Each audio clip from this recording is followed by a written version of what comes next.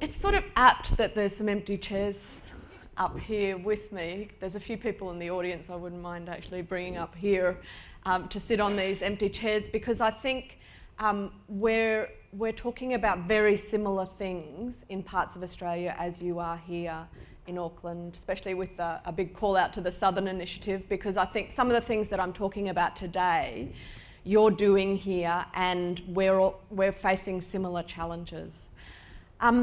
I started life as a social worker, and on my first day at university, the lecturer said to me, "You'll know if you've been successful if you can work yourself out of a job."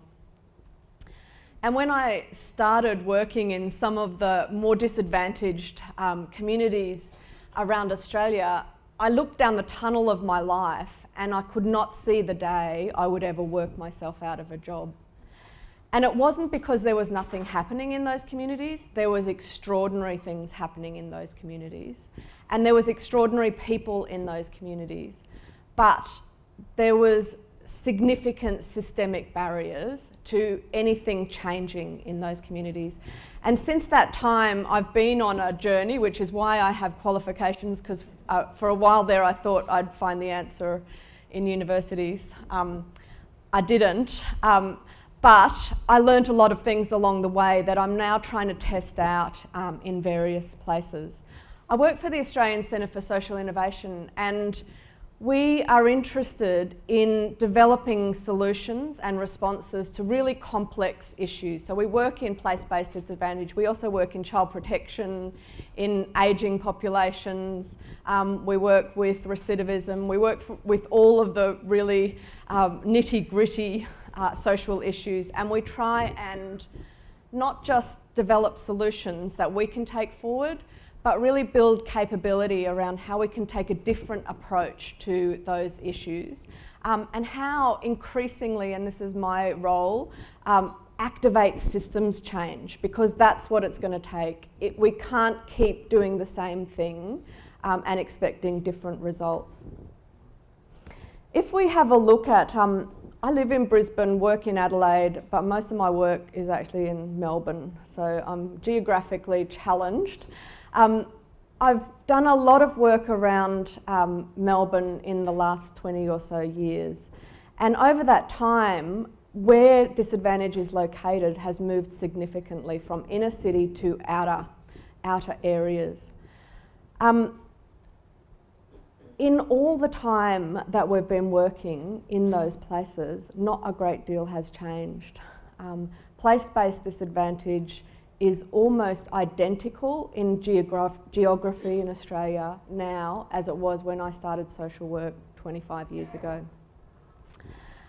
We have had enormous amounts of policy in that time, but as Neil said, the policy hasn't changed anything.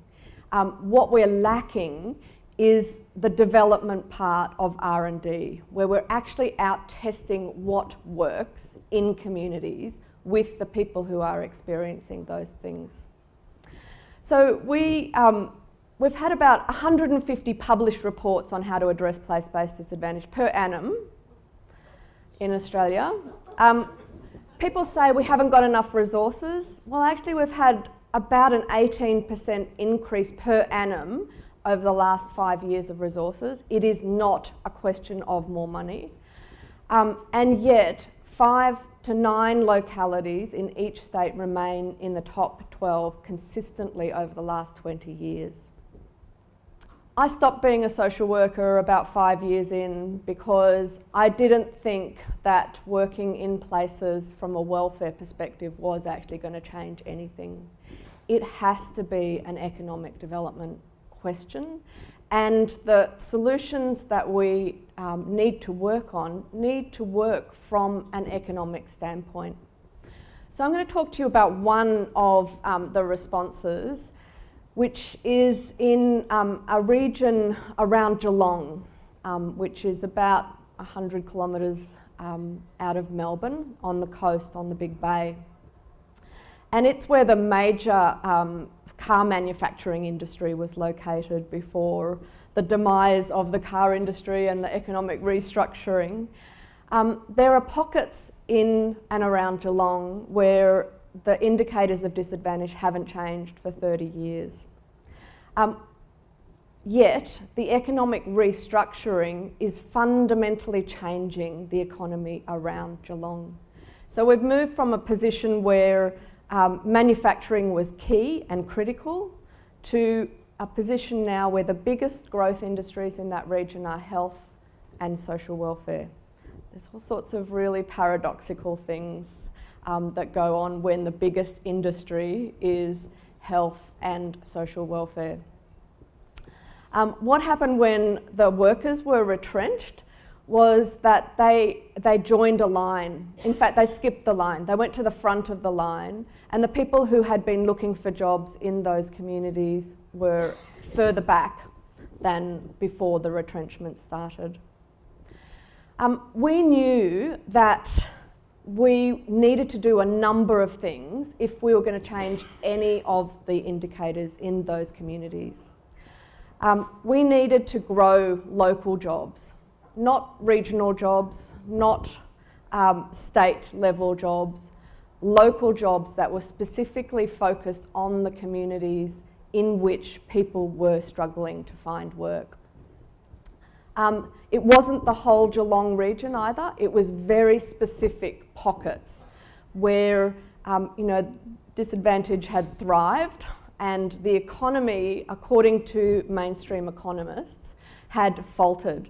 When we actually went in there, because they had a great stigma around these places, so if you put those postcodes on your job applications, you were guaranteed to go to the bottom of the pile.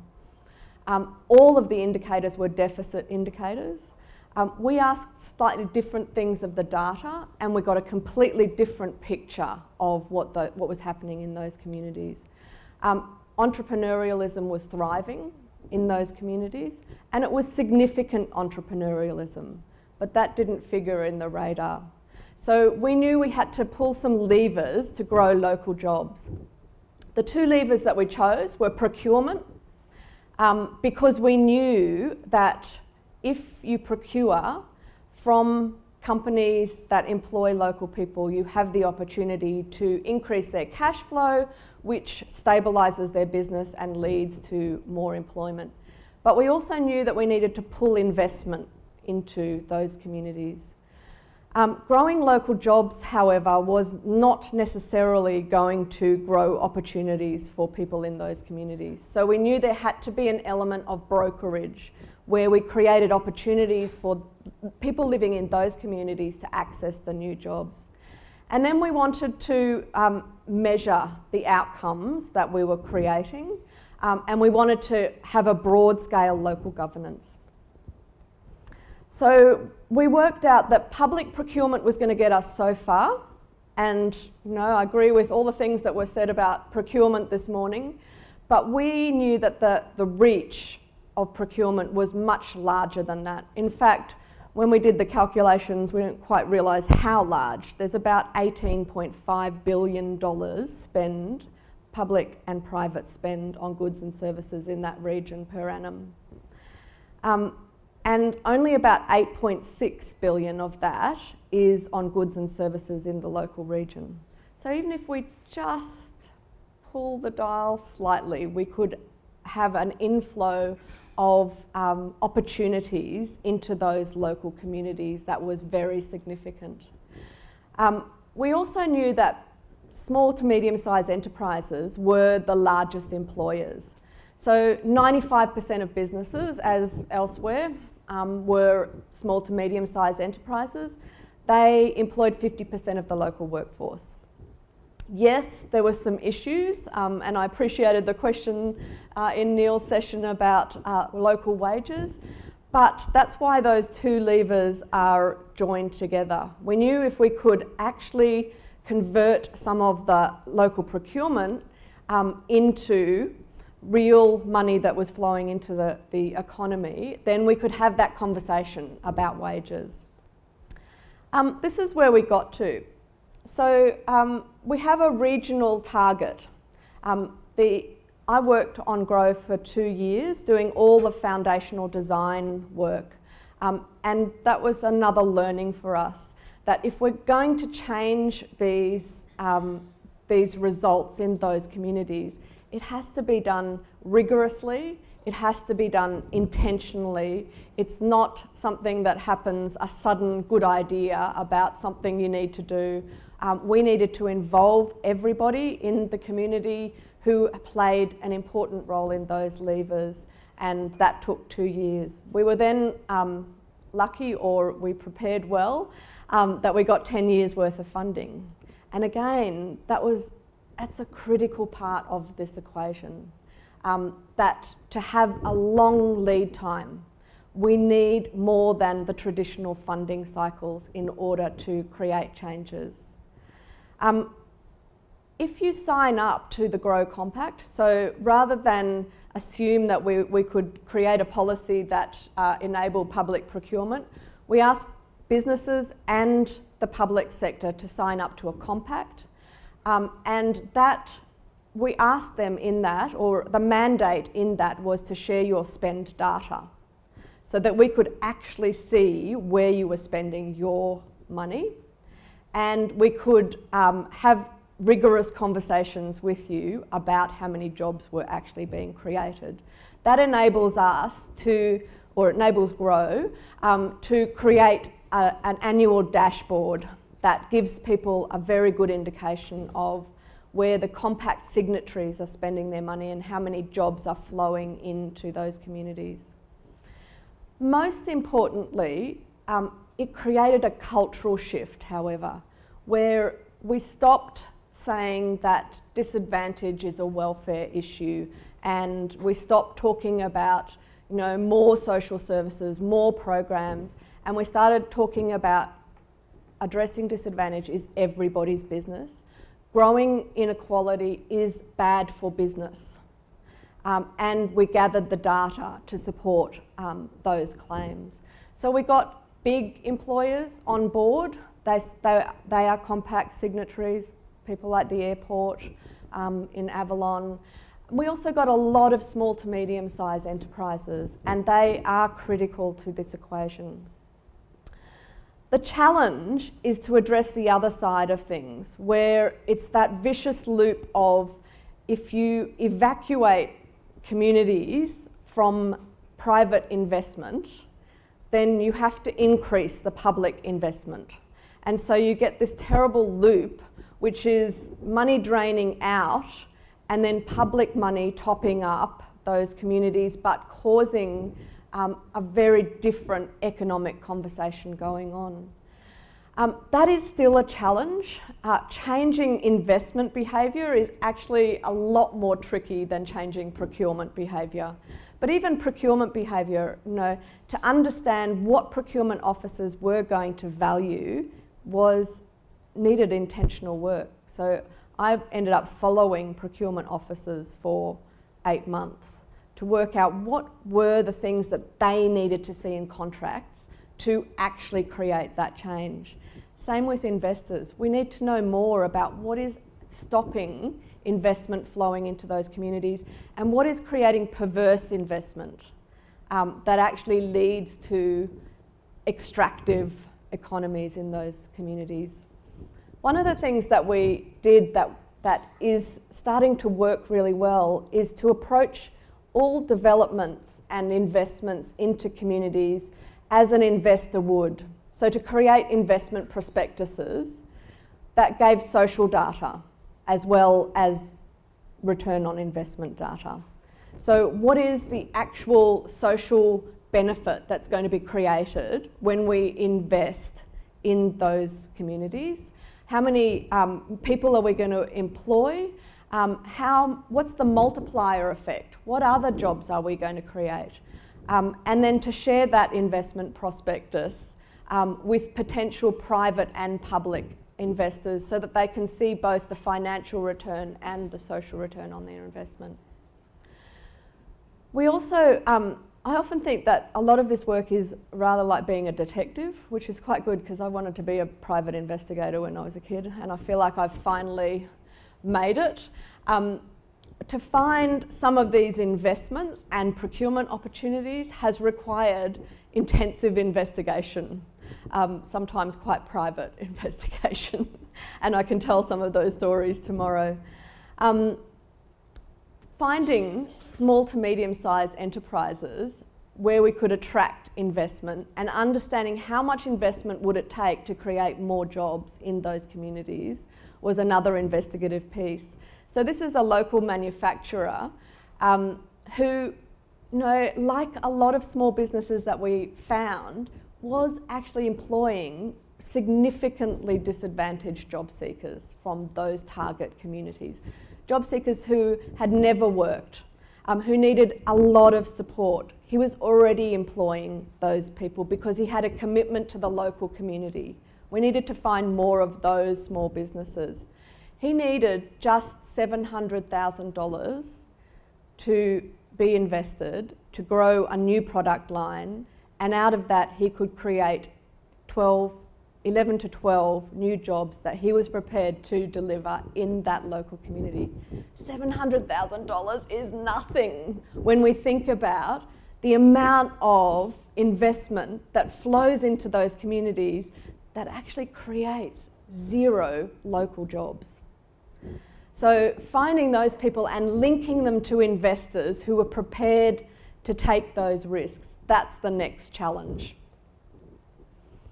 But actually, despite all of those challenges, the job creation was actually the easy bit.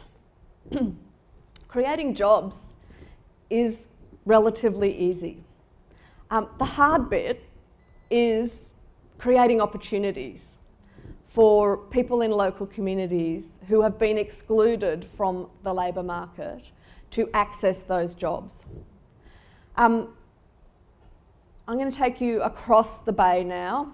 So Geelong is over here. I'm going to take you over to Dandenong, where we've continued to explore some of these ideas, to have a look at this.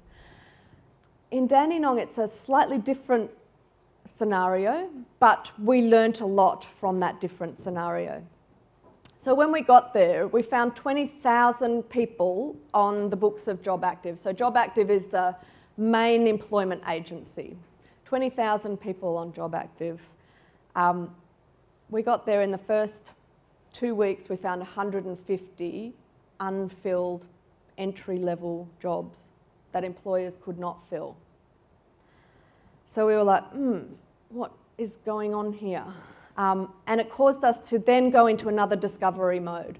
Let's go and spend time with those people to understand what is stopping people from getting those jobs, and with the employers to understand, you've got 20,000 people looking for work here. Why are you not linking your jobs with those people?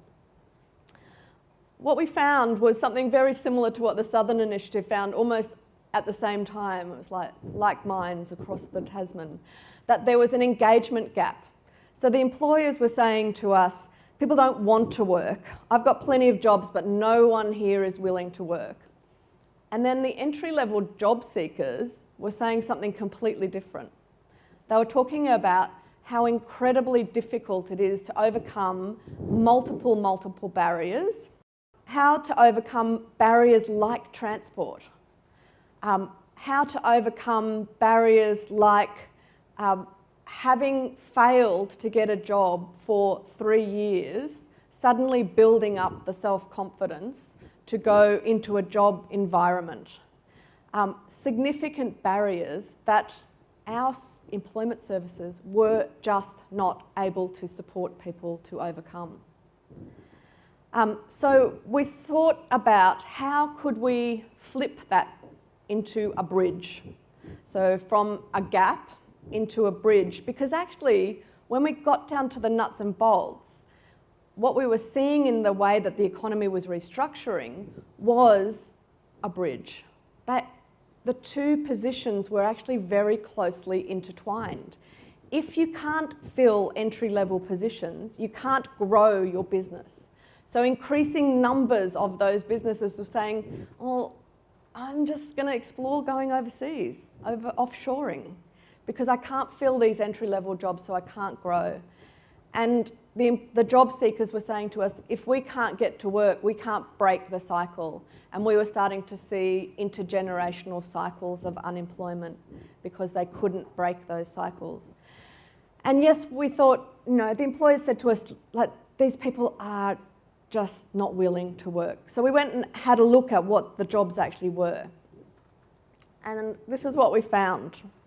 Like $23 an hour, low stability, 50 hours a week in construction. Manufacturing was a bit better. Retail, where most of the jobs were, 20 hours a week maximum, lots of no-hour contracts, $19 an hour, low to medium stability, and hospitality just off the planet, low stability. It's a rational decision to choose not to work in those conditions. Because the alternative is to get your welfare check, to access a whole lot of services that keep you and your family healthy, and to have that level of stability. If I was in that position, I would make exactly the same rational choice.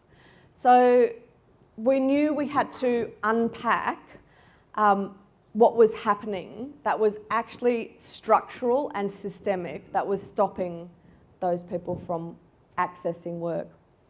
One of the things that we found was what we called the spaghetti and confetti nature of the support system, where there was about 4,000 young people who were unemployed in that area, 1,000 of whom were unemployed for 12 months or more, 550 for 24 months or more. Now, if we look at the research, if you're unemployed for 12 months or more, your chances of actually breaking out of that cycle are enormously difficult. And what we're starting to do now is to have a look at, well, why is that? Because it actually changes your brain. It actually means that you do not have the capacity to go out and look for work and find work and engage with a really structured work environment. There's 180 programs in that area to address unemployment and disadvantage, most of which is about matching people to jobs. Now, if you think about those people, they don't need matching to jobs. They actually need fundamentals to start to address what is going on in their lives, which often looks something like this. So there's a fundamental mismatch going on that if we're going to do anything in those local communities, we need to address. Their experience, what they shared with us, was a bit like this. Lots of services raining down. In fact, some of the young people that we spoke to had 6 case managers. They didn't actually have time to look for work because they were just attending case management conferences.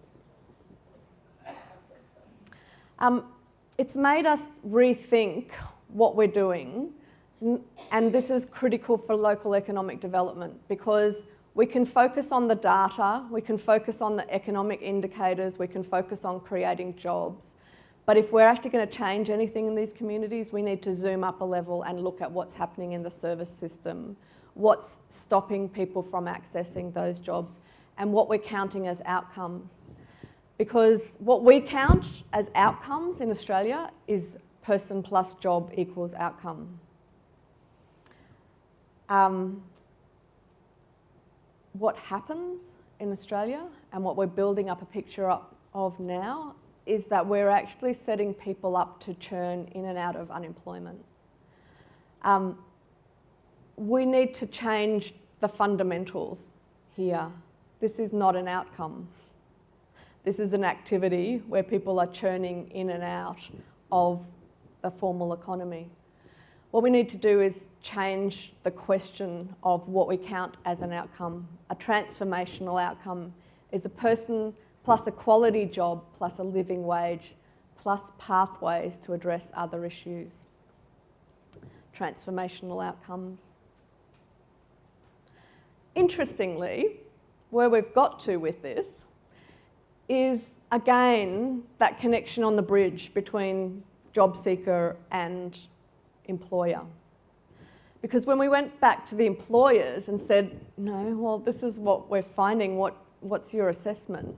They said to us that transformational outcomes, which we know take more than 52 weeks. So in Australia, the job services agencies get their biggest payment at 26 weeks, 6 months. And then what we're increasingly hearing, and I've now got some statistics to back it up, is that at week 27, there's a high churn rate back to unemployment. And that's very profitable for job services agencies because we work in a privatised job services network. Transformational outcomes take about 104 weeks. The employers said to us that that's when their costs become bearable, because the employers were saying to us it costs them enormous amounts of money to hire. And what they're finding is that that churn in and out of work is actually hitting their bottom line, especially in an environment where they need to grow and they need that labour source. Transformational outcomes cost them less over time. They cost the local economy less. They cost society less. Why are we not talking about transformational outcomes? I just want to finish with a link to innovation. Coming from the Australian Centre for Social Innovation, I feel like I have to say something about innovation. Because there's an interesting connection between innovation and prosperity and what we're doing if we disconnect commercial innovation from social innovation. This is the usual cycle. So commercial innovation leads to economic prosperity, and unfortunately there's a negative side effect, a negative loop that is about increasing inequality and having negative impacts